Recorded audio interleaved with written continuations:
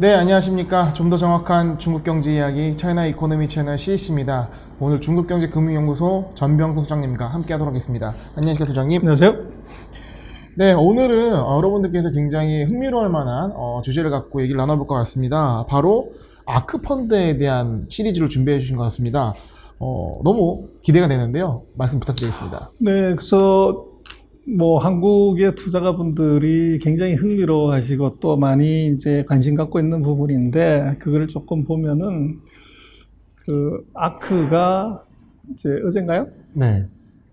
2021년에 빅 아이디어를 이제 레포팅 했어요. 네. 그래서 그거는 이제 아크펀드가 2018년부터 이제 자기네가 포커싱하는 이제 테크가 뭔지 그거를 이제 얘기를 한 거죠. 그래서 그걸 놓고 보면 2021년에 아크는 어디에 집중할 것인가도 볼 수가 있고, 그 사이 포트폴리오를 어떻게 이제 변화시켰는지도 볼 수가 있어요. 그래서 그거를 한번 보면 결국은 아크가 이 대박을 낸 것은 이 빅 아이디어에 있었습니다. 네. 그러니까 이거를 잘 보면 우리도 그 대박에 따라갈 수도 있겠네요. 그래서 따라갈 수 있는지 한번 네, 보시죠. 알겠습니다. 그래서 김 부장님, 아크는 무슨 뜻일까요? 제가 알기로는 이제 방주, 노아의 방주에서 나온 거로 알고 있습니다.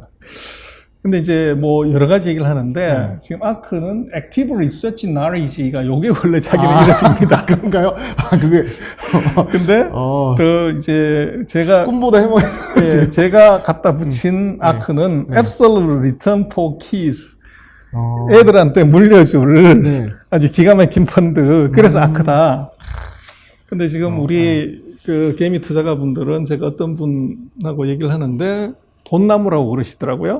아크펀드 수장인. 그래서 캐시우드를 이제 캐서린 캐시 이런 게 아니라 현금 그럴 때 캐시우드 이 현찰 갖다 주는 이제 누나 이렇게 이제 얘기를 하시던데, 이 돈나무를 놓고 보면 지금 나스닥에 뒤통수를 쳤어요. 그래서 나스닥이 전 세계에서 두 번째로 많이 작년에 주가가 올라간 중국의 창업반의 1등이고, 그래서 이게 뒤통수를 치는 것도 보통 정도가 아니고 251%가 올라갔어요. 아크의 대표 펀드인 혁신 이노베이션 ETF가.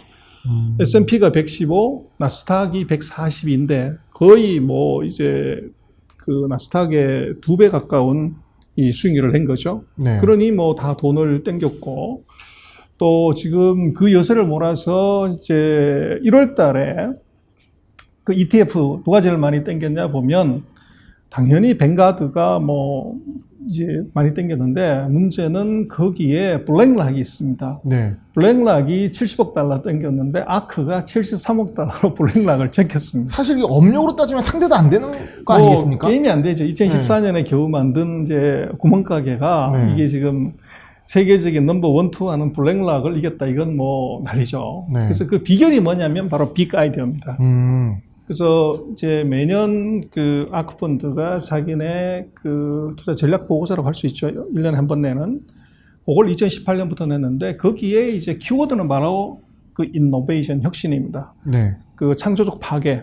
이제 요거를 얘기를 하는데, 그래서 지금 아크가 얘기하고 있는 것은 이 펀드 이름이기도 합니다만은, 요런 이제 11개 펀드를 지금 운영하는데, 혁신적 파괴, 자율기술 로봇, 게놈, 차세대 인터넷, 핀테크, 그리고 우주 탐사, 그리고 이제 요즘 뭐라 하는 이게 이 모바일을 하나의 서비스로 이제 하는 이 모빌리티 얘기를 하고 있고, 또 3D 프린팅, 그리고 또 하나 재미난 것은 이스라엘 펀드를 만들죠. 이스라엘 혁신. 그리고 최근에 집어넣은 것이 바로 이제 암호화폐입니다. 비트코인.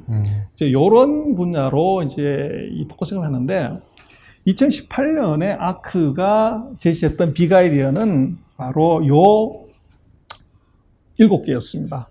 모빌리티 에즈 어 서비스. 그래서 마스라고 그러죠. 로보틱스, 딥러닝, 게놈, 이제 사이버 마니, 그리고 이제 가상의 이동수단, 3D 프린팅. 근데 2018년에는 이렇게 얘기만 했지 별 재미 없었어요. 그러니까 주가가 많이 안 올랐다는 그렇죠. 근데 2019년에 아크가 낸 빅 아이디어는 바로 요 9개였습니다.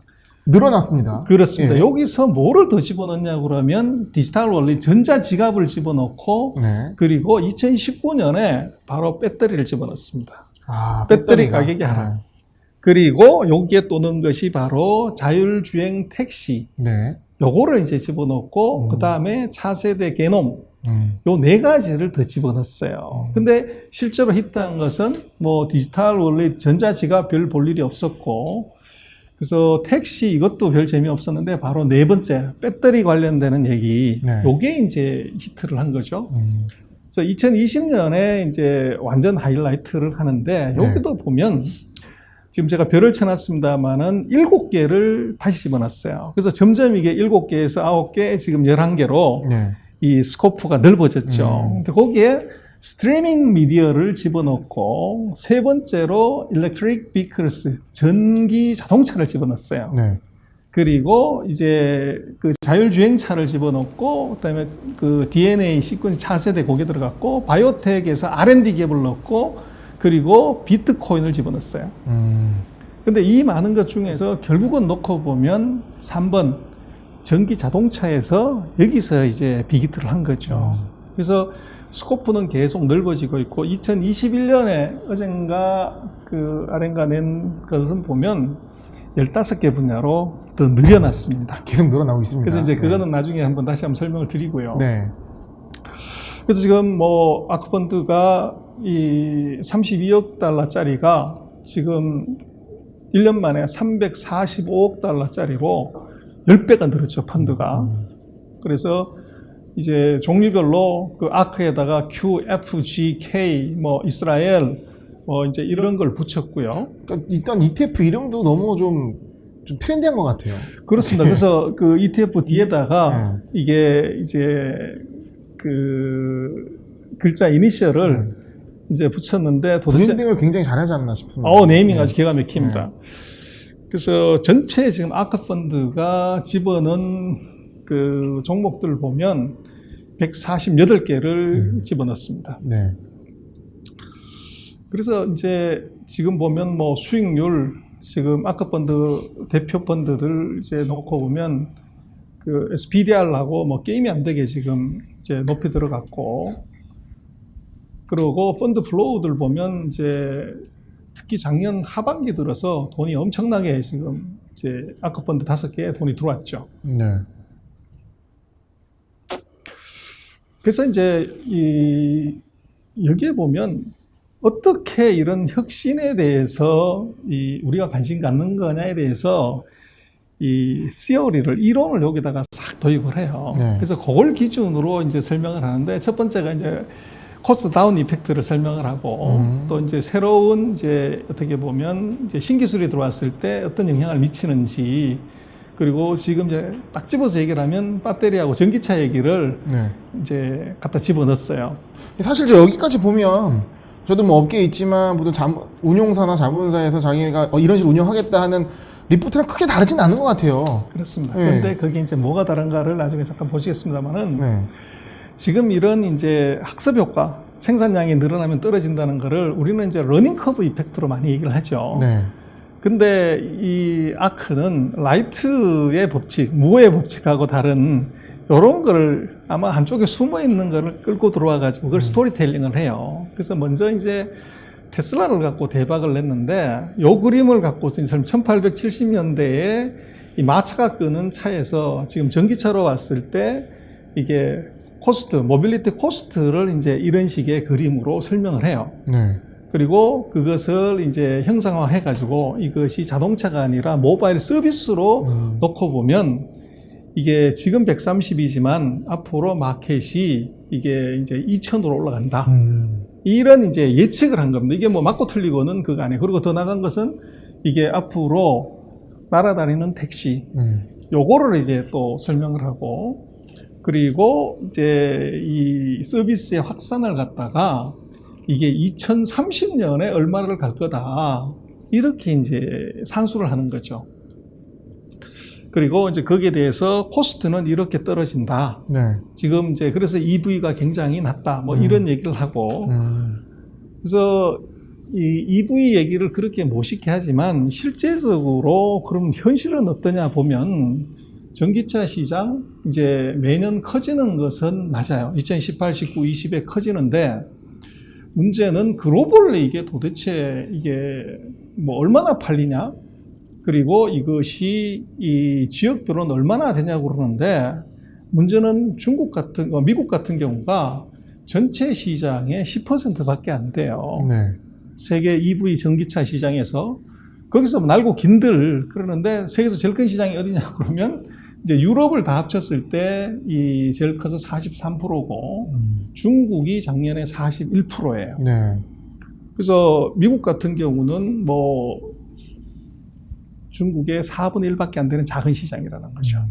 그래서 또 유럽도 이제 나라가 많이 갈라졌기 때문에 결과적으로 놓고 보면 중국이 세계 최대 시장이다. 네. 그렇게 볼 수 있고, 그래서 지금 뭐 이 나라별로 놓고 보면 작년에 중국이 133만 7천 대 팔아서 1등이고 2등이 어디냐 그러면 독일인데 39만 8천 대 팔았습니다. 그리고 미국이 32만 8천 대. 그래서 중국하고 미국하고 비교해봐도 갭이 굉장히 크죠. 그래서 지금 뭐 자동차 판매 대수를 보더라도 미국하고 중국하고의 비중이 빨간색하고 노란색으로 엄청난 차이가 나는데 어떻게 미국 주가들이 그렇게 폭등을 하냐. 네. 거기는 이제 바로 이 스토리텔링이 들어간다는 거죠. 그래서 국가별로 봤을 때도 하여간에 4배가 되는 중국. 그래서 지금 전기차 시장 이 아크가 얘기를 했지만 거기에 포커스는 차이나 마켓에 있다는 거예요.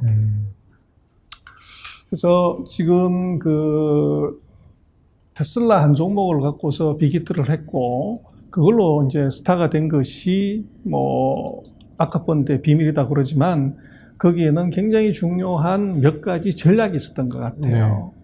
그래서 아카펀드의 성공 그것은 뭐 빅 아이디어 때문이었다. 네. 그래서 그 빅 아이디어가 2018년부터 계속 바뀌어왔고 네. 그리고 실제로 크게 이제 돈을 번 것은 사실은 이 EV에서 히트를 한 것이지 나머지 15개 거기서 다 골고루 수익낸 건 아니다. 실제 살펴보니 예. 그렇죠. 네. 그래서 이제 뭐 아까도 말씀을 드렸습니다만 지금 전기차에서 가장 큰 비중은 전 세계 41%를 차지하는 차이나가 사실은 핵심이었다는 거죠. 네. 그래서 나중에 리서치를 보더라도 거기에 중국인이 들어가 있습니다. 그래서 뭐 첫 번째는 그런 정도로 얘기를 드리고요. 두 번째는 이제 캐시우드는 도대체 어떤 중국 기업들을 네. 좋아하는지 한번 보도록 하겠습니다. 네. 역시 그러면 아크펀드도 중국과 떼어날 수 없는 상황인 것 같습니다. 그럼 다음 시간에는 아크펀드와 중국 주식에 대한 얘기를 드리도록 하겠습니다. 소장님 말씀 감사합니다. 네, 고맙습니다.